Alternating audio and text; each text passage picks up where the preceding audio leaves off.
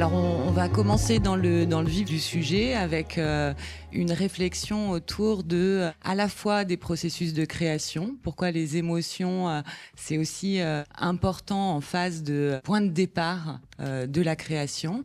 Et on regardera aussi du côté de la perception de ce cinéma à l'international, de quelle façon les stratégies et les publics perçoivent le cinéma français. Donc, je vais commencer par laisser la parole à Xavier qui va nous présenter son projet de recherche et nous indiquer pourquoi ça lui semble important de réfléchir cette notion d'intime quand on est dans un processus de création, et tout particulièrement cinématographique. La question que je me pose moi régulièrement en tant que prof de scénario, c'est comment je peux améliorer mes cours et quel va être le pilier moteur qui va me permettre d'amener des étudiants à réaliser des récits. Il y a assez peu de films qu'on retient.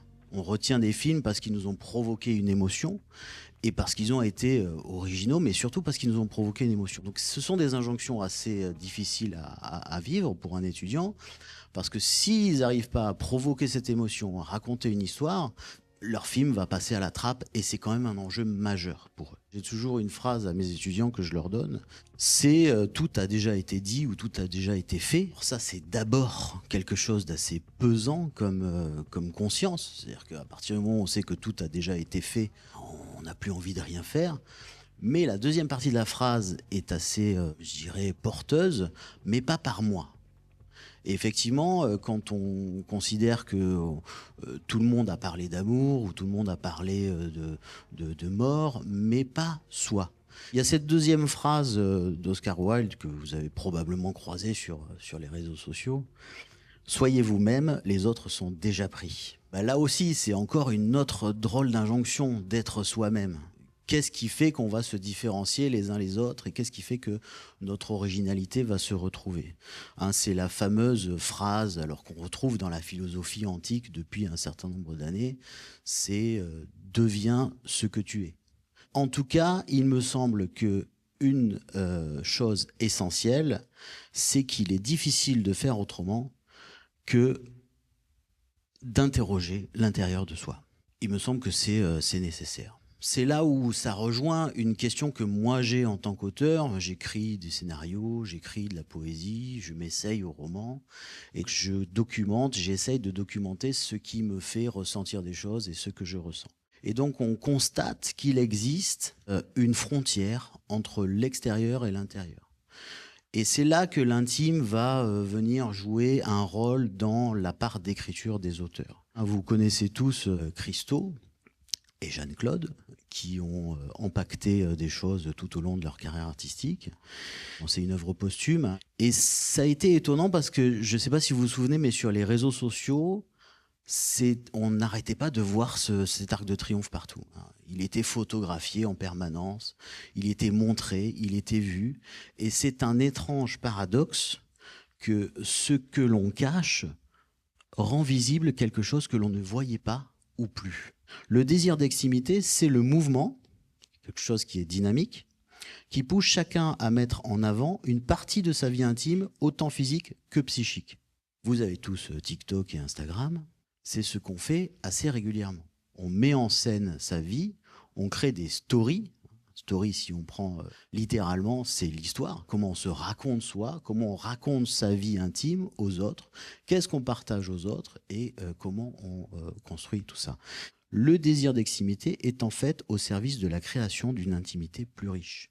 C'est-à-dire que plus je vais parler de l'intérieur de moi-même avec les autres, plus je vais récolter leurs réactions et plus ils vont me donner un retour sur mes ressentis, sur mes émotions, qui va permettre aux autres d'apprivoiser les leurs et soi-même de les apprivoiser.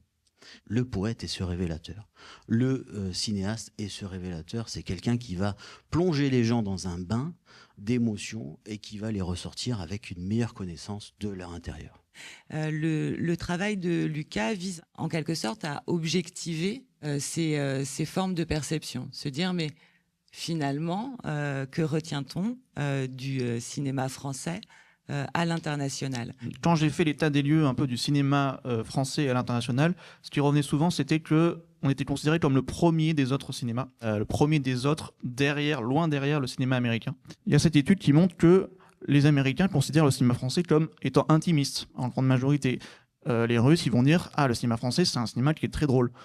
Et les Polonais, ils vont dire « C'est un cinéma captivant ». Et la conclusion qu'on peut en tirer, c'est que il n'existe pas un seul cinéma français. Il en existe en fait une multitude selon les cultures.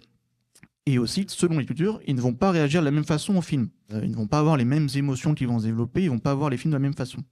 Le budget, c'est essentiel si on veut passer à la vitesse supérieure en termes de résultats d'exportation. C'est-à-dire que les films qui marchent le mieux, c'est ceux qui ont les plus gros budgets. Je pense notamment aux films d'EuropaCorp qui ont comme stratégie claire de s'exporter. Mais il y en a aussi d'autres, notamment dans l'animation, qui ont des budgets aussi colossaux et qui marchent bien. Les distinctions en festival, elles ne jouent pas du tout dans les exportations d'un film. L'exception culturelle, c'est vraiment quelque chose qui permet à des films qui n'auraient jamais pu voir le jour d'exister, parce qu'ils ne cherchent pas justement à être rentables, ils cherchent à être des produits culturels et artistiques innovants. Mais en fait, c'est aussi une manière de faire de la recherche et développement dans le cinéma. Et il faut continuer à créer des films qui vont être justement innovants, intéressants et chercher à aller atteindre justement de nouveaux publics, de nouvelles émotions aussi chez ces publics. Il faut aussi explorer la culture nationale dans ses hybridités, dans ses interstices. Et c'est justement les films qui parviendront à faire ça, qui arriveront à mieux s'exporter et à garder une identité culturelle française. Et on a pu entendre de la bouche de Xavier comme de Lucas, par exemple, la question de l'intimité. Mais évidemment, absolument pas traitée de la même manière. Dans les conclusions, l'altérité revient autant dans la présentation de Xavier sur comment mon intimité rejoint une forme d'altérité, est comprise, perçue par un autre et devient universelle. Et Lucas, dans l'exploration des stratégies, montre à quel point cette altérité qui doit fabriquer du commun plus que de l'universalité finalement, se déploie sous des formes aussi de stratégies de production. Après ce regard plutôt orienté sur les pratiques et les sciences de l'éducation, on va avoir un regard très artistique avec Marie-Laure Cazin, qui est réalisatrice, qui est enseignante et chercheuse à l'École supérieure d'art et de design TALM.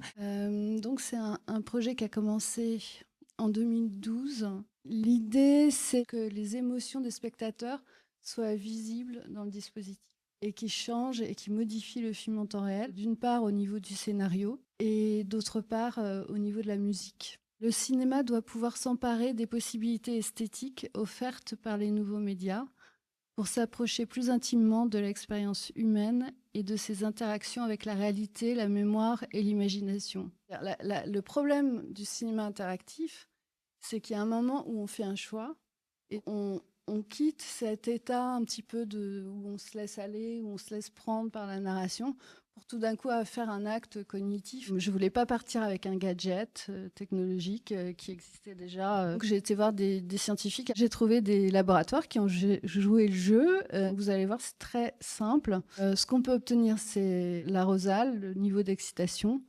Et la valence, c'est une émotion positive ou négative, agréable ou désagréable. Je fais un peu ce mouvement parce qu'il y a ce côté attractif et au contraire, on n'a pas envie de s'approcher. Arousal, c'est l'excitation. Quand l'excitation monte et qu'on va vers la valence positive, on a excité, joyeux, plaisant. Quand on va vers le négatif et qu'on n'a pas du tout le niveau d'excitation est très bas, on arrive à la tristesse, côté ensommeillé, ennuyé, etc.